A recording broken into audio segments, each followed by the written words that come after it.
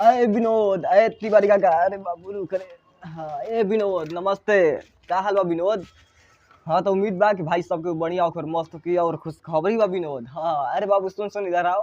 एक बड़ा खुशखबरी बा, पता बा का खुशखबरी बा? अरे बाप रे बाप, पसीना छूटे लागल देखला के बाद। हाँ ये ला जब ले गाना आई बा तब ले हमरा बुझाता कि भाई रे एकदम।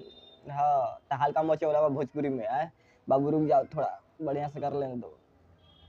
हाँ तो देख विनोद, बात इस बा कि अपन सरकार के जो गाना आइल बा सुबह में, ठीक बा? तो गाना मतलब बहुत अच्छा बा। धनी हो तोहार धन, ऐसे कर गाना बा, धन हो कि तोहार धन। अरे कोई भी गाना हो मतलब ये वाला गाना है, ठीक है? धनी हो तोहार धन। हाँ यही वाला गाना है, देख लो, आप लोग देख सकते हैं, ठीक है? लेकिन गाना जॉब से आइल बा तब से बवाल ही बवाल मचल बा। विनोद रुक जाओ थोड़ा और अच्छा से करने दो, अच्छा नहीं आ रहा है। हाँ तो देख बात इस समय विनोद की, जब से गाना आई हुआ अपना सरकार के तो तहलका ही तहलका मचता, ठीक बा भोजपुरी में। और विरोधियों का तो एकदम।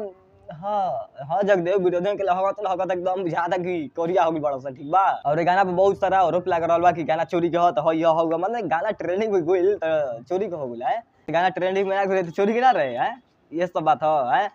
हाँ विनोद देख रहे हो ये सब मतलब क्या है? 7 घंटा में 2 नंबर ट्रेंडिंग करने लगा अपने सरकार के गाना, बाप रे बाप। बुझाता कि बवाल ही बवाल मचे वाला बा भोजपुरी में है विनोद।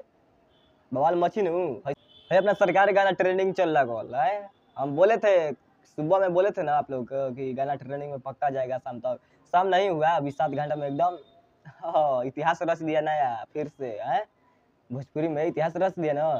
देखा जो कौन दिया गाना तो कितना गाना आई, बहुत सारा आई, बाकी ट्रेंडिंग ना क्लास। लेकिन अपन सरकार के जो गाना आई विनोद, देखो बारिश के मौसम है, लाइन थोड़ा नहीं है, लाइन कट गया है, इसी की वजह से देख रहे हो कहाँ आकर वीडियो बना रहे हैं आप लोग खातिर, बताने के लिए, बस बताने के लिए आए हैं कि अपन सरकार के गाना ट्रेंडिंग में 7 नंबर, बाप रे बाप। जे भाई अभी ना देख ले जाके देख ली, 7 नंबर ट्रेंडिंग चलता, ठीक बा? अपन सरकार के गाना और उम्मीद बा कि बहुत जल्दी 1 नंबर ट्रेंड होके वाला बा गाना, ठीक बा विनोद? ऐसे प्यार आशीर्वाद मोहब्बत करते हैं जा, बाकी चलता नहीं भाई, मिला फिर अगला वीडियो में। और लेकिन कुछ अच्छा लगना चाहिए ये बतावे खातिर रही अपन सरकार गाना अगली बार जाए, सुन जा प्यार आशीर्वाद दी जाए, चलता नहीं विनोद, पा लगी नमस्ते।